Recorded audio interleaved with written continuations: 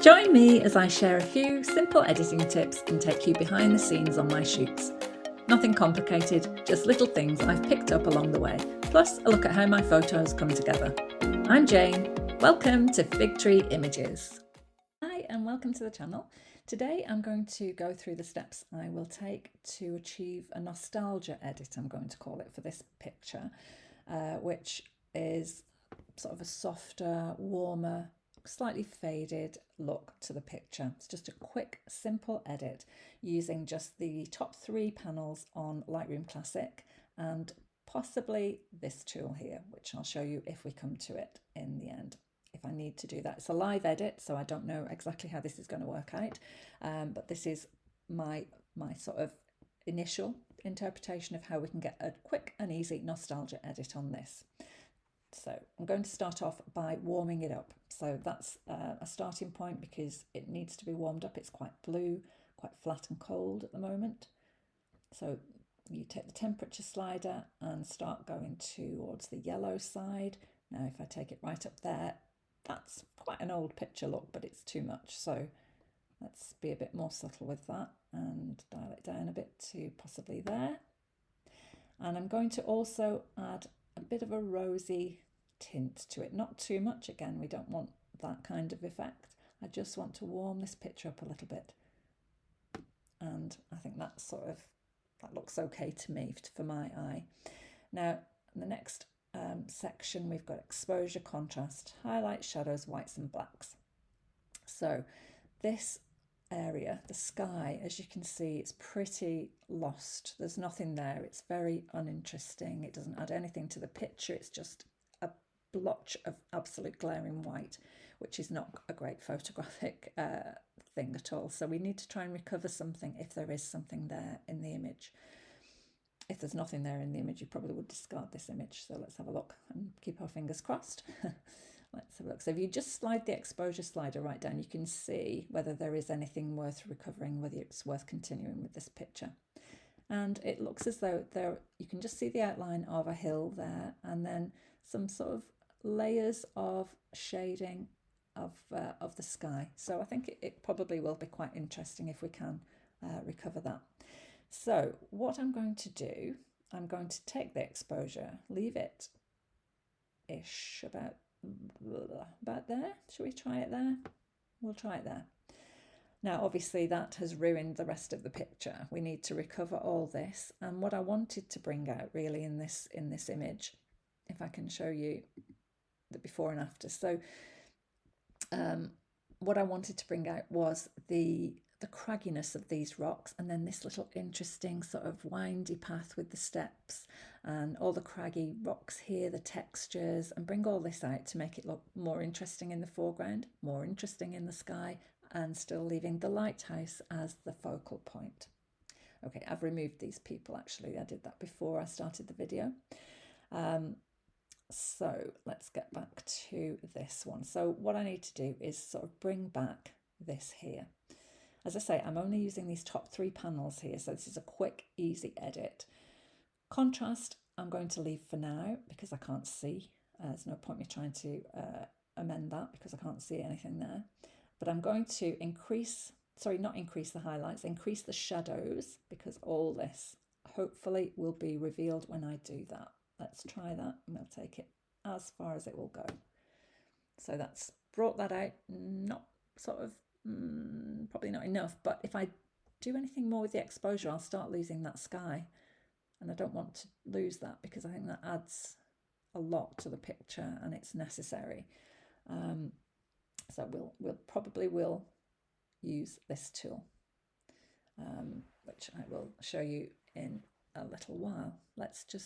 The whites I don't want to increase for the same reason I don't want to increase the exposure, because I will lose the sky. So I'm trying to preserve that sky. The blacks, let's see if I can increase that, because as I said, I do want to try and reveal all this cragginess and all this interest and texture that's in the foreground of the picture. So let's see what happens. Not a lot, but the clarity, that is sort of the opposite really to texture. It's going to give the image quite a soft feel.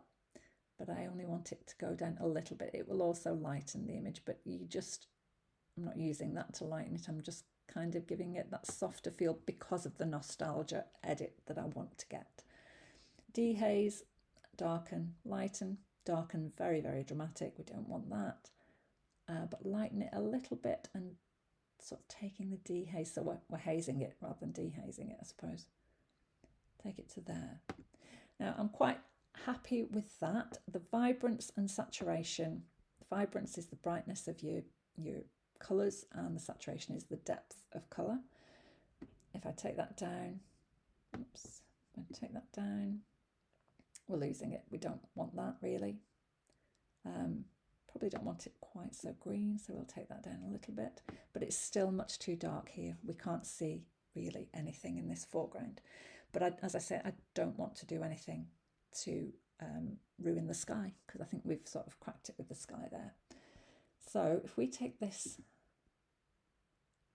tool here, which is a masking tool, and there's lots of different things you can do here, but if we take the brush, the size, obviously you can adjust that, and there are 2 circles. If I decrease the feathering, you can see that outer circle starts to join the inner circle. So the feathering is the softness around the edge, which I kind of want. I don't want it to be harsh. So leave it about there. Okay, and then, so none of the other sliders have been selected. So just exposure slightly. We'll go on the path and a little bit here, just to reveal the rocks and the cragginess, really. That's what I'm interested in.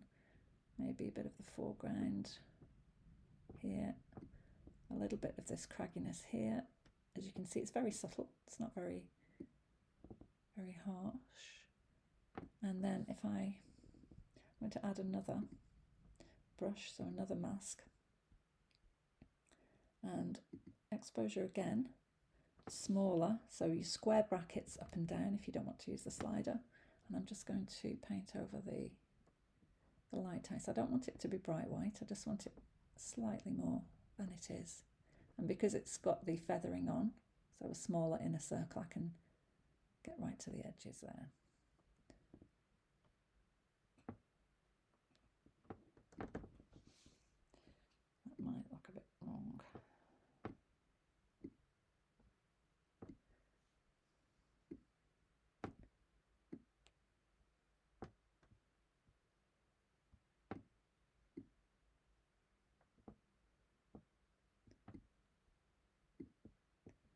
Okay, I think that's more or less looking what I wanted. I think just do the path again though, and possibly that part of the path.